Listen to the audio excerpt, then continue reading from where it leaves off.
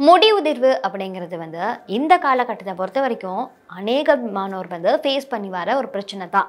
ஏன் அப்படின்னா, இருக்கக்கூடிய காலநிலை மாற்றங்களாக இருக்கட்டும், அதிகப்படியான ரசாயன பொருட்களுடைய பயன்பாடு காரணத்தால இவங்களுடைய முடி உதிர்றதுடைய அளவு அதிகரித்து வருது. இதனால காலப்போக்கில் அவங்களுடைய முடி மிகவும் மெல்லியதாகவும் இருக்குது. இதனால அவங்க விருப்பப்படக்கூடிய ஹேர் ஸ்டைலையும் அவங்களால செய்து கொள்ள முடியாத ஒரு நிலைக்கும் தள்ளப்படுறாங்க. இது மட்டும் இல்லாம ஒரு சிலர் தனக்கு அதிகமான முடி உதிர்வு இருக்கு அப்படிங்கறத நினைச்சு ரொம்பவே கவலைப்படுறவங்களும் இருக்கிறாங்க. இந்த நிலையில முடி உதிர்றதுக்கான காரணங்களாக ஒரு சில காரணங்களை மருத்துவர்கள் சொல்றாங்க. அப்படிப்பட்ட காரணங்களை நம்ம தெரிஞ்சுக்கொண்டு அதுல இருந்து நம்முடைய முடியை எப்படி பாதுகாத்து கொள்றது அப்படிங்கிற பற்றின முழுமையான காணொலியாகத்தான் இந்த பதிவு அமைய போகுது. ஒரு நாளைக்கு 50 இருந்து 100 இடையில முடி கொட்டுறது ஓகே அப்படின்னு வைத்துக் கொள்வோமே. பட் இருந்தாலுமே அது டெய்லி தொடரும் போது நம்முடைய முடி நம்முடைய தலையில இல்லாம போற நிலை ஏற்படும் இல்லையா? பெண்களுக்கு வலிக்க ஏற்படாத ஒரு நிலை இருந்தாலுமே அந்த பெண்களுக்கு முடி தலையில இல்ல அப்படிங்கறத தெளிவாக பார்த்து கொள்ளலாம் இல்லையா? அந்த வகையில இப்படி பெண்களுக்கு முடி கொட்டுறதுக்கு பல காரணங்களை சொல்றாங்க. என்ன அப்படின்னா, சரியான ஊட்டச்சத்து இல்லாட்டியும் முடி கொட்டுமா, அதே மாதிரி சரியான பராமரிப்பு இல்லாட்டியுமே முடி உதிர்வு கண்டிப்பா இருக்குமா, ஒரு சிலர் எடுத்துக்கொள்ற மருத்துவ நிலைகள் காரணமாகவும் அவங்களுக்கு முடி உதிர்வு ஏற்படுமா, இப்படிப்பட்ட பல காரணங்களை நமக்கு சொல்றாங்க. அந்த வகையில முதலாவது காரணமாக அமைகிறது என்ன அப்படின்னு பார்த்தா, மருத்துவர்களிடமிருந்து நம்ம பெற்றுக்கொள்ளக்கூடிய மருத்துவ நிலைகளை தான் காரணமா சொல்றாங்க. என்ன சொல்றாங்க அப்படின்னு பார்த்தா, இப்ப இந்த புதிதாக குழந்தை பெற்றவங்க இருப்பாங்க இல்லையா, அவங்க ஒரு சில மெடிசினை கண்டிப்பா எடுத்தாகணும் அப்படிங்கிற கட்டாயத்துல இருப்பாங்க. அப்படி எடுத்துக்கொள்ளும் போது அவங்களுடைய முடி உதிர்வு அதிகமாக இருக்குமா. அதே மாதிரி ஒரு சில பெண்கள் கருத்தடை மாத்திரைகளை டெய்லியுமே எடுத்துக்கொள்றவங்களும் இருக்கிறாங்க. அப்படி எடுத்துக்கொள்ளும் போது அவங்களுக்குமே முடி உதிர்வு ரொம்பவே அதிகமாக இருக்கும் அப்படின்னு சொல்றாங்க.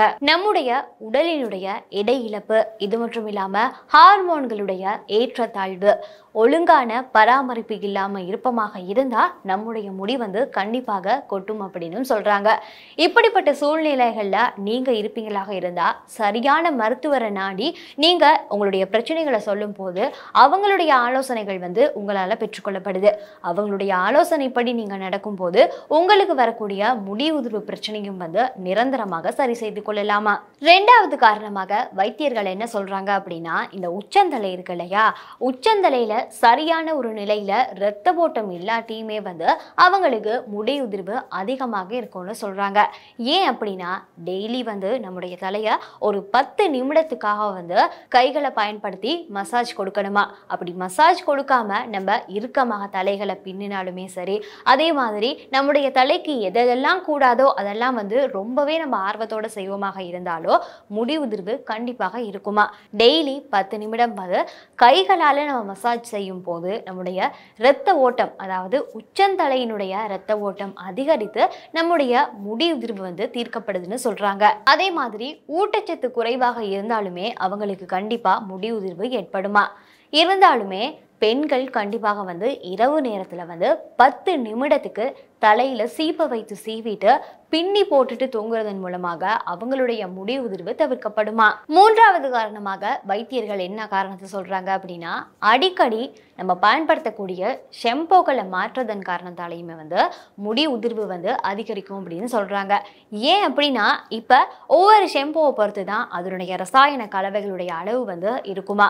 இப்ப சம்டைம்ல நம்ம உதாரணத்துக்கு ஒரு ஷெம்போவை பயன்படுத்துறோம்னு வைங்களேன், அந்த ஷெம்போவில் ஒரு அளவான ஒரு ரசாயனம் இருக்கும். அதே இன்னொரு ஷெம்போக்கு நம்ம மாறுறோம்னு வைங்களேன், அதில் கொஞ்சம் அதிகமாக இருக்கும். அப்படியே நம்ம தொடர்ச்சியாக மாற்றி மாற்றி நம்ம ஷெம்போக்களை பயன்படுத்தும் போது அந்த ரசாயன தாக்கங்கள் மூலமாகவுமே நம்முடைய முடி உதிர்வு ஏற்படும் அப்படின்னு சொல்றாங்க. இப்போ ஒரு சிலர் பார்த்தீங்கன்னா ஷெம்போ டிரெக்டா தலைக்கு போடுறவங்களும் இருப்பாங்க. இப்போ ஒரு சிலவங்களை பார்த்தீங்களாக இருந்தா டிரெக்டா ஷெம்போவை எடுத்து தலைமுடிக்கு பயன்படுத்துவாங்க. ஆனா அப்படி செய்யக்கூடாது. கொஞ்சம் தண்ணீரை கலந்துட்டு அதுல கொஞ்சம் ஷெம்போவை போட்டு தான் பயன்படுத்தணுமா. இதுவுமே முடி உதிர்வை குறைக்கிறதாக சொல்றாங்க. நம்முடைய முடிய காலத்துக்கும் பாதுகாப்பாக வைத்துக்கொள்ளணும் அப்படின்னு ஃபீல் பண்றவங்க மருத்துவர்கள்ட்ட போயிட்டு சரியான ஆலோசனைக்கு பிறகு சரியான ஷெம்போக்களை, இயற்கை முறையில் தயாரித்த ஷெம்போக்களை பயன்படுத்துறதன் மூலமாக அவங்களுடைய முடி உதிர்வு குறையுமா. வைத்தியர்கள் சொல்லக்கூடிய அடுத்த காரணம் என்ன அப்படின்னு பார்த்தீங்கன்னா, முடிக்கான ஊட்டச்சத்தும் உடலுக்கான ஊட்டச்சத்தும் சரியான முறையில் கிடைக்காம இருக்குமாக இருந்தால் அவங்களுடைய முடி உதிர்வு கண்டிப்பாக இருக்கும் அப்படின்னு சொல்கிறாங்க. ஏன் அப்படின்னா, ஒரு சிலர் இருப்பாங்க, முடியை பராமரிக்கணும் அப்படிங்கிறதுக்காக வெளிப்புறத்தில் இருக்கக்கூடிய முடி இருக்கு இல்லையா, அதுக்கு கண்ட கண்ட ஷெம்போக்கள், அதே மாதிரி யாரெல்லாம் என்னென்ன விஷயங்கள் சொல்கிறாங்களோ அதெல்லாம் பயன்படுத்தி பார்ப்பாங்க. ஆனாலுமே அவங்களுக்கு முடி உதிர்வு இருக்கும். அதே அவங்க உடலுக்குள்ள எந்த விதமான ஒரு ஊட்டச்சத்தான பானங்களாக இருக்கட்டும், உணவுகளாக இருக்கட்டும், எதையுமே அவங்க எடுத்துக்கொள்ள மாட்டாங்க. வெளிப்புற முடி மட்டும்தான் அவங்களுக்கு ஆரோக்கியமாக வேணும் அப்படின்னு ஃபீல் பண்ணி அந்த முடியை பராமரிக்கிறதுல தான் அவங்களுடைய அக்கறை அதிகமாக இருக்கும். ஆனா அப்படி செய்யக்கூடாது. என்ன அப்படின்னா, வெளிப்புறத்துக்கு நம்ம எவ்வளோ அக்கறை கொடுத்து முடியை நம்ம பராமரிக்கிறோமோ அதே மாதிரி நம்முடைய உடம்புக்கும் நம்ம முக்கியம் கொடுக்கணும் அப்படின்னு சொல்றாங்க. வெளிமுடியை மட்டுமே பராமரித்து கொண்டிருக்கிறவங்க உடலுக்கு என்ன செய்யணும் அப்படின்னு பார்த்தா, ஒமேகா 3 கொழுப்பு அமிலங்கள் இருக்கு இல்லையா, அப்படிப்பட்ட மாத்திரைகளை எடுத்துக்கொள்வாங்களா இருந்தா அவங்களும் முடி உதிர்வை கட்டுப்படுத்தலாமா. அதே மாதிரி ஒமேகா 3 கொழுப்பு அமிலங்கள் அதிகமாக இருக்கக்கூடிய உணவுகளை அவங்க எடுத்துக்கொள்ளும் போது அவங்களுடைய முடி உதிர்வு கட்டுப்படுத்தப்படுமா. ஒரு சில மல்டி விட்டமின்களை மருத்துவர்களுடைய ஆலோசனைப்படி எடுத்துக்கொள்வதாக இருந்தாலுமே நம்முடைய முடியை நம்ம பாதுகாத்து கொள்ளலாமா. ஆனாலுமே ஒரு சில உணவுகளை, இயற்கையான முறையில் கிடைக்கக்கூடிய உணவுகளை எடுத்துக்கொள்றதால தான் எப்போதுமே நம்முடைய உடல் ஆரோக்கியமான நிலையில வளர்ச்சியை தொடும் அப்படின்னு சொல்றாங்க.